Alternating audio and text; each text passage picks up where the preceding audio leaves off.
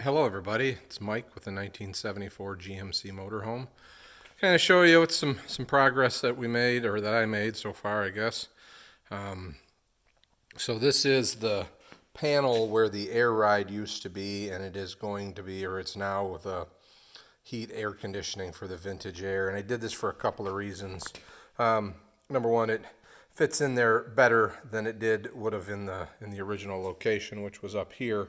And the other thing is I've bought a it's a combination AM, FM, Bluetooth, stereo, GPS, and backup camera thingy. So it was inexpensive on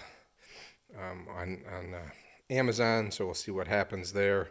But you can see that I've cut off the portion, and I'll show you that, the portion of the dash that was, well, it was cracked, and it had the gauges not where I didn't want them, and then it had an opening for a stereo and an opening for the HVAC system that I didn't want. So I have ordered some.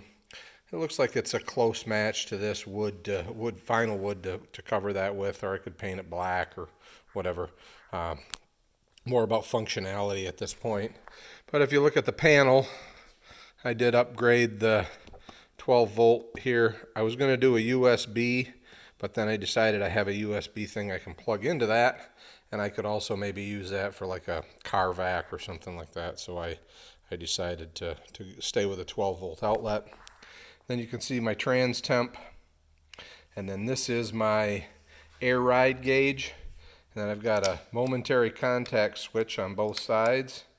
So, and I'll talk a little bit about what I'm going to do for the air ride going forward. But let me walk over, show you a couple other pieces here. So you can see use the plasma cutter to cut out the two pieces out of that sheet of aluminum. Big sheet for that little bit that's been used, but there should be more coming out of it, depending. So here's this was the air ride panel. That's what I used to trace for that aluminum panel. And then you can see this is what was on the end there that I cut off. So I could have tried to plug this, I guess, some way. I just decided to cut it off. So this is that AM, FM, GPS, backup camera, Bluetooth audio device. So it's got a pretty big screen, and I probably won't mount it until I get the dash in and everything. But my thought is it's going to go somewhere. It's going to go somewhere here, so that I can see it, still see my gauges, maybe split up there. But nice big screen. Hopefully it works good. Like I said, it was pretty inexpensive, just a little over $100. I bought it over a year ago. Just haven't used it yet. So hopefully we'll get that in. The other thing is this arrived today, which is air AC fitting crimper.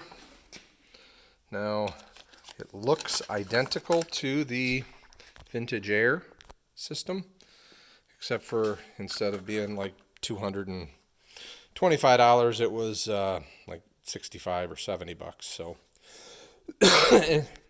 we'll see if that works. Hopefully it does. You've got a few choices with vintage air. They will rent you the tools, and basically you pay to ship them to your house, and pay to ship them back, and they let you use them for free. So it's really not a bad deal. Or you can go someplace and have them done, or you can actually assemble your hoses and mark them and send them into vintage air, and they will crimp them for you and send them back to you. So a couple other things.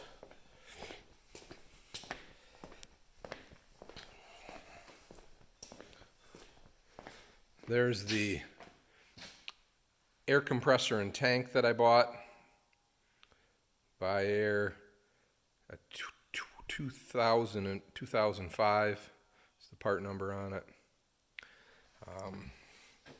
My plan is for that to fit down under here somewhere. It's kind of sitting there. Not exactly. I may turn it 90 degrees back by the wheel well.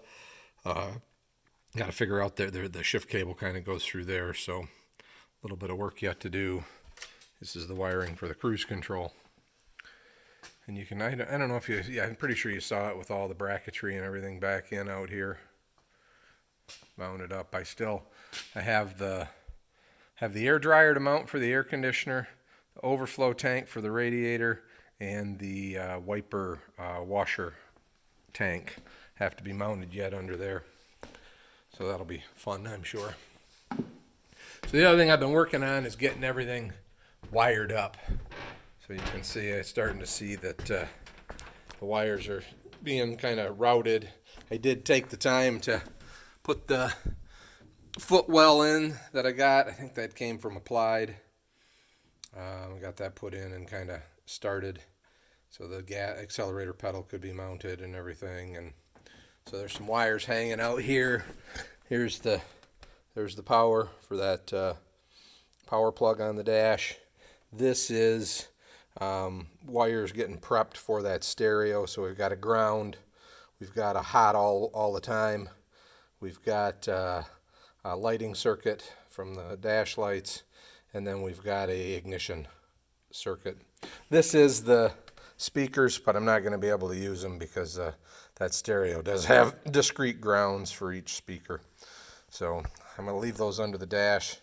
They might get a wire to the back for me at some point. I did power these up, or at least put them in a fuse. This is, like you want to put a CB radio up overhead or something. So we got this here. This first one is the thermostat controlled transmission cooler. This is the mirrors, and then there's two switches underneath my steering column on the knee bolster, and I've run wires over here. I'm waiting for some crimp connectors to run them back, and they'll go out through the terminal block and underneath under the hood for, I don't know if I want fog lights or something like that. So like I said, that's kind of what I've been doing in here. My goal is to try and get this all kind of tidied up and then put the insulation down and put the dash back in and get the windshields back in it. That would be a big milestone for me to get that kind of buttoned up. So that's what I'm striving for. I'll show you a couple other things. And I apologize that I'm doing this as an after the fact video again, but man, it just takes so much time to try and film while I'm doing and cutting and everything else that I'm not saying I'm done doing that, but I am gonna pause you for a second, but I'm gonna do more video like this, I think. We'll get some comments from you and see if it's working for you. And if you got questions, if you want to see something, I can certainly film something for you. Okay, so what I want to kind of show you is I have 4 of these solenoids that are normally closed. And I did decide to go with push connects. A lot of people say you got to use the flare fittings or whatever, but I tell you what, I worked in 2 industries where we use these things all the time, and they do not leak. They do not come apart. So, and I did buy the good ones, the metal ones that are good for, 250 psi, something like that. But I talked to my Parker rep, and he says, yeah, he says they use them in every industry now, and he says they even have them. They're even safe to use on DOT brake systems. So should be fine for this. So what I'm going to try and show you here is kind of what the layout is going to be. So I have my air supply. That's that compressor that you just saw, teed off to solenoid 2 and solenoid 3.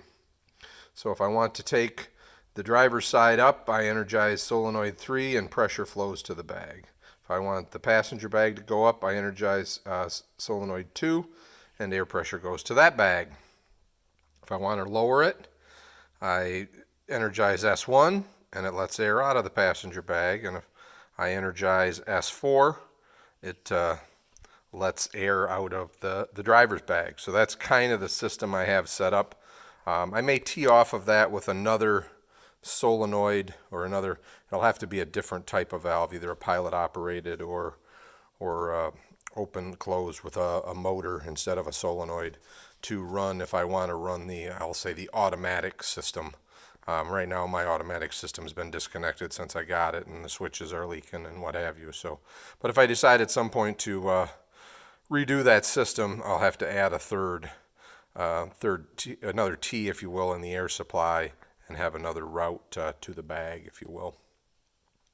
So, but that's so those switches that I was talking about, you know, I think I showed you before, but we can take just a quick look at it here again. So there's my gauge. I want to go up on the driver's bag. I hit that button until the gauge reads what I want it to be. Same thing if I want to go down with that same one.